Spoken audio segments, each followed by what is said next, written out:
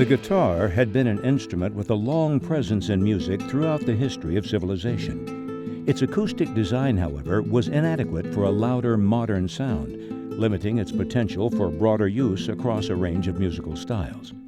That is, until the 1940s, when a young guitarist named Les Paul realizes the opportunities of sending sound to the ear in a different fashion and rethinks the guitar. Les Paul invented the solid-body electric guitar, whereby pickups on the guitar take the place of acoustic resonance within the guitar body. Well, I knew that in order to realize the guitar's full potential in music, that this well-known, loved instrument had to be totally rethought. Once the solid-body guitar was commercialized, it was quickly adopted by urban blues musicians, who capitalized on its sustaining power to create a style in which the sound of the guitar assumed a quasi-vocal character. This style was adopted in the 1960s by a new type of musician, rock and rollers, who formed bands built around the sound of the electric guitar. These rock guitarists raised amplification to previously undreamed-of levels and exploited sophisticated circuitry to achieve extensive manipulation of the guitar sound. Today, the electric guitar is the dominant instrument of popular music, evidence that the rethinking of the guitar led to a revolution in music itself. Now, rethink rheumatoid arthritis for a different kind of revolution. Rethink RA. 30 years ago, B cells were considered a significant contributing factor in the pathophysiology of rheumatoid arthritis. However, evidence pointing to T cells as a pathogenic pathway for RA grew, and the pursuit of B cell-based therapies waned. For much of the time since then, RA has mainly been treated as a T cell-mediated disease. While anti-TNF therapies are effective for many RA patients, 29% to 50% of patients responded inadequately to these therapies in some clinical studies.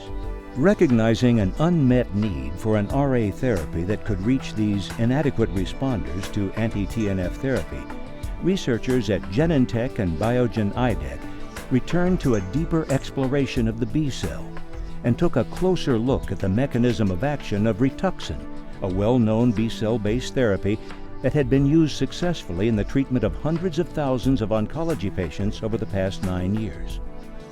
This rethinking of the B cell's role in RA led Genentech and Biogen IDEC to the realization of Rituxan for RA, the first and only therapy that selectively targets CD20-positive B cells. Rituxan, rituximab, in combination with methotrexate, is indicated to reduce signs and symptoms in adult patients with moderately to severely active rheumatoid arthritis who have had an inadequate response to one or more TNF antagonist therapies. Rituxan has been associated with fatal infusion reactions, tumor lysis syndrome, and severe mucocutaneous reactions. The hypothesis that selective depletion of B cells would be effective for treating RA is based on emerging knowledge that these cells may play 3 important roles in RA. These roles include antigen presentation that may contribute significantly to T cell responses in RA, the production of autoantibodies that may help drive the disease process in RA, and production of cytokines known to promote inflammation in RA. Selective B cell depletion with Rituxan in combination with methotrexate has been shown to be an effective therapy in RA, providing powerful and lasting efficacy through 6 months after one course of 2 1,000 milligram infusions in patients who are inadequate responders to anti-TNF therapy. The ACR20 and ACR50 results shown here were demonstrated through 6 months. In some patients who received subsequent courses of treatment in open-label studies, the efficacy was longer. The most common adverse events with greater incidence in the group receiving Rituxan versus the placebo group were hypertension, nausea, upper respiratory tract infection, arthralgia, pyrexia, and pruritus. The most common infections were nasopharyngitis, upper respiratory tract infections, bronchitis, and sinusitis. Of the infusion reactions that occurred with Rituxan, most were associated with the first infusion. Patients on anti-TNF therapy who are experiencing persistent symptoms despite treatment may be inadequately responding.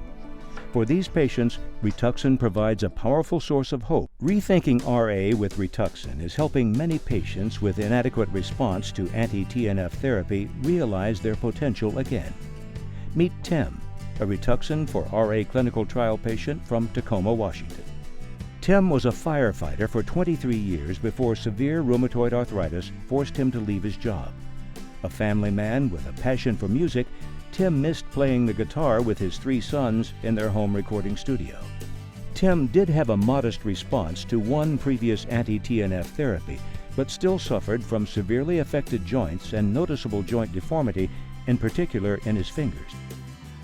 Tim's rheumatologist of 16 years, Dr. Philip Meese, knew Tim needed something different and soon began treatment with Rituxan. As of April 2006, Tim has received 4 full courses of Rituxan. He has shown significant improvements in his signs and symptoms of RA.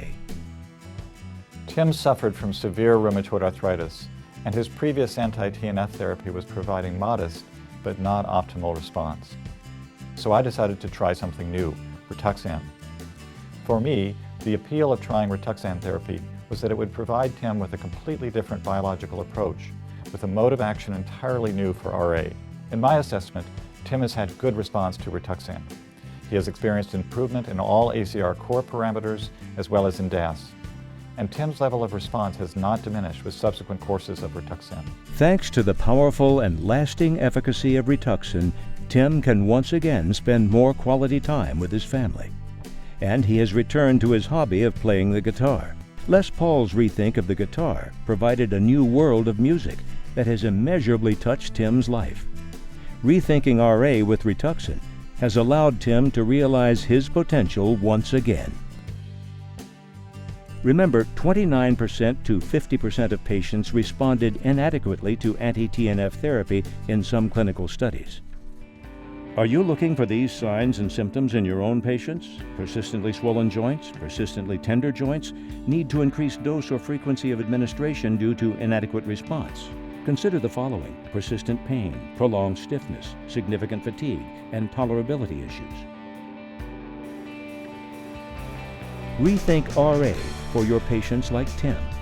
Help them realize their potential once again with Rituxan, the first and only therapy that selectively depletes CD20-positive B cells. Rituxan, rituximab, in combination with methotrexate, is indicated to reduce signs and symptoms in adult patients with moderately to severely active rheumatoid arthritis who have had an inadequate response to one or more TNF antagonist therapies. Rituxan has been associated with fatal infusion reactions, tumor lysis syndrome, and severe mucocutaneous reactions. Additional safety information and full prescribing information are available at this booth.